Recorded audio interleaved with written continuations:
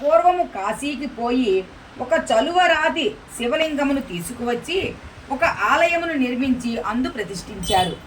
ఆ శివాలయములోనే ఈ భజన కార్యక్రమము ఆరంభమయ్యింది. ఒక వారం రోజులు గడిచాయి. అప్పుడు క్రమంగా ఆ గ్రామస్తులకు ఆ శివలింగముపై కొన్ని గీతలు చారలు కనిపించి చివరికి అవి స్పష్టమైన షిరిడీ సాయి సత్యసాయి రూపములను దాల్చాయి. ఆ అద్భుతమునకు ముఖ్యంగా ఆ బాలులకు పరమానందమయ్యింది.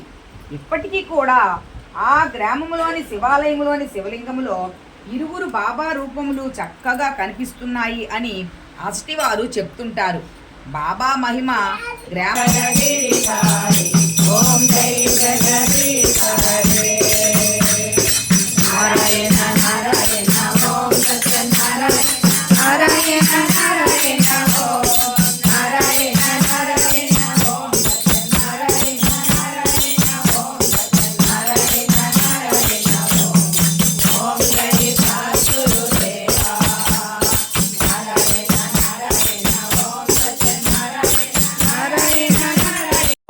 భక్తులమే అనుకుంటున్నారు. We consider ourselves as devotees. Service చేసినంత మాత్రమే భక్తుడు కానేరు. You cannot call yourself a devotee by service.